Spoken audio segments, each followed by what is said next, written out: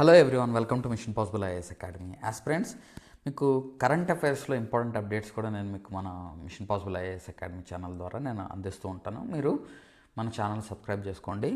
అయితే ఈరోజు న్యూస్లో ఉన్నది ఏంటంటే, government likely to rename Mahatma Gandhi national rural employment guarantee scheme to Pujya Bapu Gramin Rozgar Yojana.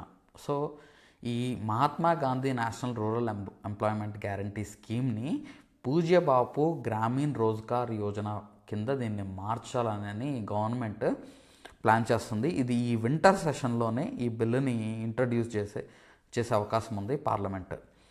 దీనికి ఆల్రెడీ ఇది మనం Mahatma Gandhi national rural employment guarantee scheme దీన్ని ఒక చట్టబద్ధత కల్పించడం జరిగిందనమాట. ఈ స్కీమ్కే చట్టబద్ధత కల్పించడం జరిగిందనమాట. అంటే Mahatma Gandhi national rural employment guarantee act అనే 2005లో తీసుకొచ్చి Mahatma Gandhi national rural employment guarantee ప్రోగ్రామ్ని తీసుకొచ్చారనమాట. అంటే ఒక చట్టం చేసి దీన్ని చట్టబద్ధత కూడా కల్పించడం జరిగింది ఈ స్కీమ్కి, ఈ ప్రోగ్రామ్కి. సో ఇదేంటంటే రైట్ టు వర్క్ అందరికీ, ఎస్పెషల్లీ రూరల్ ఏరియాస్లో, విలేజెస్లో అక్కడున్న ప్రజలకి రైట్ టు వర్క్ ఇస్తుందన్నమాట, రూరల్ సిటిజన్స్కి.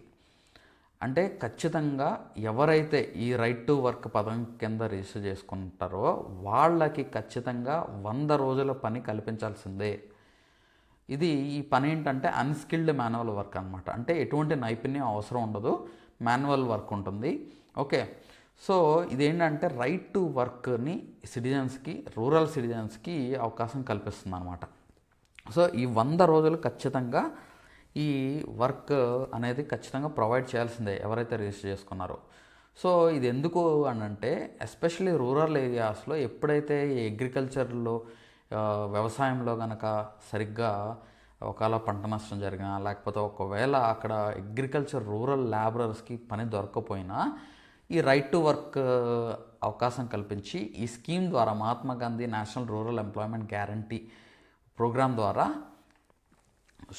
అక్కడున్న ప్రజలకి ఈ పని చేసుకునే అవకాశం కల్పించడం అనమాట. సో 100 రోజులు మినిమం వాళ్ళకి పని దొరకడం జరుగుతుంది, పని కల్పించడం జరుగుతుంది. సో ఎవరైతే రిజిస్టర్ చేసుకున్నారో 15 రోజుల్లోపే వాళ్ళకి పని కల్పించాలన్నమాట. సో ఈ ప్రోగ్రాం కింద ఎవరైతే మేము పని చేస్తామని రిజిస్టర్ చేసుకున్నారో వాళ్ళకి 15 రోజుల్లోపే వర్క్ అసైన్ చేయాలి. 5 కిలోమీటర్లు, అంటే వాళ్ళు ఉండే 5 కిలోమీటర్ల రేడియస్ లోపే వాళ్ళకి పని కల్పించాలి. ఒకవేళ 5 కిలోమీటర్లు దాటి కనుక వాళ్ళకి అసైన్ చేస్తే వర్క్, వాళ్ళకి ట్రావెల్ అలవెన్స్ కూడా ఇవ్వాలి అనమాట. అర్థమైందా అండి? ఒకవేళ 15 రోజుల్లోపు కనుక పని కల్పించకపోతే అప్పుడు 1/4 of minimum wage for first 30 days ఇవ్వాలి. Okay, 1/4 of minimum wage for first 30 days అంటే 1/4 ఆఫ్ మినిమం వేజ్ కంపెన్సేషన్గా ఇవ్వాలి, అంటే అలవెన్స్గా ఇవ్వాలన్నమాట. అంటే ఒకవేళ రిజిస్టర్ చేసుకున్న వ్యక్తికి గనక నువ్వు పని కల్పించకపోతే, ప్రభుత్వం పని కల్పించకపోతే అలవెన్స్ ఇవ్వాలి. ఓకే, సో అంటే వాళ్ళు ఖాళీగా ఉన్నా కానీ వాళ్ళకి డబ్బులు అనేది అందుతాయి. ఓకే, నెక్స్ట్ ఇంకోటి ఏంటంటే, ఇక్కడ సెక్షన్ 17 ఆఫ్ MGNREGA యాక్ట్, అంటే Mahatma Gandhi national rural employment guarantee యాక్ట్లో సెక్షన్ 17 సోషల్ ఆడిట్కి అవకాశం కల్పిస్తుంది అనమాట. అంటే ఇక్కడ social transformation, community participation, government అకౌంటబిలిటీని ఫిక్స్ చేయడం కోసం ఒక సోషల్ ఆడిట్ కూడా ఉంటుందన్నమాట. అంటే మన్రేగా కింద చేపట్టిన ఈ ప్రోగ్రామ్స్ అన్నిటికి కూడా సోషల్ ఆడిట్ ఉంటుంది. ఈ సోషల్ ఆడిట్లో ఏమన్నా తప్పులు కానీ, లూప్ హోల్స్ కానీ, ఏమన్నా స్కామ్ కానీ చేస్తే ఇది బయటపడే అవకాశం ఉంటుంది అనమాట. ఓకే, సో దీనివల్ల ఏంటంటే ఎవరైతే వర్క్ ఇప్పుడు పని లేకపోతే ఆ వర్క్ కనుక లేకపోతే వాళ్ళకి ఈ కష్టకాలంలో ఈ స్కీమ్ ఆదుకుంటుందన్నమాట. ఓకే, నెక్స్ట్ ఇంకోటి ఏంటంటే, పేమెంట్ కూడా వీక్లీ బేసిస్లో ఇచ్చేసేయాలి. అది 15 రోజులకు మించి కూడా ఈ కంపెన్సేషన్ కానీ, ఈ పేమెంట్ కానీ వాళ్ళు వర్క్ చేస్తున్న వర్క్కి వితిన్ వీక్లో ఇచ్చేయాలి. 15 రోజుల కన్నా మించకూడదు అనమాట ఈ పేమెంట్ అనేది. ఓకే, ఇది ఎంత పవర్ఫుల్ టూల్ అంటే 15 మిలియన్ ప్రజలు ఈ స్కీమ్ ద్వారా బెనిఫిట్ పొందారు. 15 మిలియన్ ప్రజలు. ఓకే. అండ్ దీనికి కేటాయించే బడ్జెట్ కూడా హ్యూజ్ అమౌంట్లో దీనికి బడ్జెట్ కేటాయిస్తుంది ప్రభుత్వం. అయితే ఏంటంటే దీని కేటాయింపులు రాను రాను తగ్గుతూ వస్తున్నాయి అన్నమాట. ఫర్ ఎగ్జాంపుల్ మీకు 2022-23లో దీనికి కేంద్ర ప్రభుత్వం కేటాయించిన బడ్జెట్ వచ్చి 89,400 కోట్ల రూపాయలు కేటాయించింది.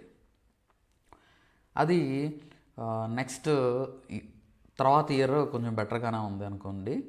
తర్వాత ఇప్పుడు రీసెంట్గా తీసుకుంటే 86,000 కోట్ల రూపాయలు దీనికి కేటాయించింది. అంటే 2025 బడ్జెట్లో 86,000 కోట్ల రూపాయలు బడ్జెట్ కేటాయించింది. యాక్చువల్గా ఏంటి, ఉండే కొద్దీ దీన్ని పెరగాలి, ఎందుకంటే ఇన్ఫ్లేషన్ పెరుగుతుంది, డబ్బులు ఇవ్వాల్సిన పేమెంట్, మినిమం వేజ్ పేమెంట్ పెంచాల్సింది ఎక్కువ ఉంటుంది. కానీ ఇది తగ్గుతూ వస్తుంది అన్నమాట. సో అదొకటి.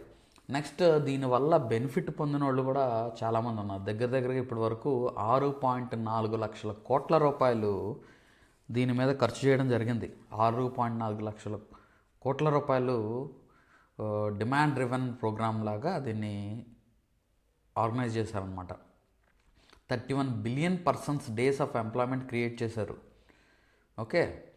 సో నెక్స్ట్ ఇంకోటి ఏంటంటే ఇది 30 మిలియన్ అంటే 30 million water conservation related projects తీసుకొచ్చారు. అంటే ఇప్పుడు ఈ ప్రోగ్రామ్స్ ద్వారా, మన్రేగా ప్రోగ్రామ్ ద్వారా ఏంటంటే అక్కడ మట్టి రోడ్లు వేయడం, నెక్స్ట్ అక్కడ ఏమన్నా పూడికి తీయడం, అక్కడ ఏమన్నా వాటర్ సోర్స్ ఉంటే దాన్ని పునరుద్ధరించడం, ఇలాంటి పనులు అనమాట. ఓకే, చేయడం జరిగింది. అంటే అలాగా 30 మిలియన్ వాటర్ కన్జర్వేషన్ రిలేటెడ్ అసెట్స్ని క్రియేట్ చేశారనమాట. ఓకే. సో ఈ ప్రోగ్రాం ద్వారా అయితే ఇప్పుడు రీసెంట్గా ఇది వస్తున్న చేంజెస్ ఏంటంటే దీని పేరు పూజ్య బాపు గ్రామీణ్ రోజ్గార్ యోజన కింద మారుదామని ఒక బిల్లు కూడా ప్రవేశపెట్టబోతుంది కేంద్ర ప్రభుత్వం. సో అది మాత్రమే కాకుండా దీంట్లో ఇక్కడ కొన్ని మార్పులు కూడా చేంజెస్ తీసుకొస్తున్నారు అనమాట. ఏంటంటే 2022లో ఒక కేంద్ర ప్రభుత్వం ఒక కమిటీని అపాయింట్ చేసింది అనమాట. ఈ స్కీమ్ పనితీరు గురించి ఎలా పనిచేస్తుంది, దీంట్లో ఏమన్నా సజెషన్స్, ఇంప్రూవ్మెంట్స్ ఏమైనా ఉంటే సజెస్ట్ చేయమని చెప్పేసి అప్పటి rural development secretary Amarjeet Sinha అధ్యక్షతన ఒక కమిటీని కూడా ఏర్పాటు చేశారు ఈ స్కీమ్ పనితీరు చూడడానికి. సో అది కొన్ని సజెషన్స్ ఇచ్చింది. ఆ సజెషన్స్ను కూడా ఇందులో ఈ బిల్లో ఇంప్లిమెంట్ చేయాలని చూస్తున్నాను అనమాట. యాక్చువల్గా ఏంటంటే ఈ మన్రేగా స్కీమ్ను ప్రతి రాష్ట్రం ఒకేలా ఇంప్లిమెంట్ చేయట్లేదు, ఇంటర్ స్టేట్ వేరియేషన్స్ ఉంటున్నాయి. ఓకే. ఇంకోటి ఏంటంటే బాగా పేద రాష్ట్రాలు అంటే పోవర్టీలో ఉన్న రాష్ట్రాలు ఏవైతే ఉన్నాయో వాటిలో ఈ ఫండ్స్ ఉపయోగించుకోవట్లేదు. ఇప్పుడు రకరకాల రాష్ట్రాలకి ఫండ్స్ అలొకేట్ చేసినా ఆ రాష్ట్రాలు సరిగ్గా ఉపయోగించుకోలేకపోతున్నాయి అన్నమాట. సో అది ఎందుకు ఉపయోగించుకోలేకపోతున్నాయి, ఇవన్నీ కూడా స్టడీ చేస్తూ దాంట్లో ఇంప్రూవ్మెంట్స్కి ఒక బిల్లు కూడా తీసుకురాబోతుంది అనమాట. అది మాత్రమే కాకుండా ఇప్పుడు 100 రోజుల నుంచి 125 రోజులకి దీన్ని పెంచబోతున్నారు డేస్. ఇప్పుడు 100 days of right to work కదా, ఇప్పుడు ఏంటంటే 125 daysకి పెంచబోతున్నారు అనమాట ఇప్పుడు కొత్తగా బిల్లు ప్రవేశపెట్టి. అది మాత్రమే కాకుండా ఈ స్కీమ్ ఫండింగ్ ప్యాటర్న్లో మార్పులు కూడా తీసుకొస్తున్నారు. వన్స్ ఈ బిల్లు కనుక ఇంట్రడ్యూస్ చేసిన తర్వాత మళ్ళీ దీని గురించి మనం డీటెయిల్డ్గా డిస్కస్ చేద్దాం. ఓకే. సో మనం ఏం చేస్తున్నామంటే daily current affairs PDF material అయితే మనం ప్రొవైడ్ చేస్తున్నాం. Both English medium, Telugu medium students, Hindu paper, Eenadu, Indian Express, okay, ఇలా different sources, PIB, next news on air, ఈ సోర్సెస్ నుంచి మీకు కరెంట్ అఫైర్స్ మెటీరియల్ ప్రిపేర్ చేసి మీ కరెంట్ అఫైర్స్ మెటీరియల్ అప్లోడ్ చేస్తున్నాను మన యాప్లో. మీరు కావాలంటే పర్చేజ్ చేసుకోవచ్చు. And daily mains answer writing, group 1 mentorship, civils mentorship కూడా ప్రొవైడ్ చేస్తున్నాము. అండ్ గ్రూప్ 2 సంబంధించి క్లాసెస్ కూడా ప్రొవైడ్ చేస్తున్నాము. గ్రూప్ 1 సంబంధించిన క్లాసెస్ కూడా ప్రొవైడ్ చేస్తున్నాము. ఇంట్రెస్టెడ్ స్టూడెంట్స్ మీరు కాంటాక్ట్ చేయొచ్చు. Thank you so much.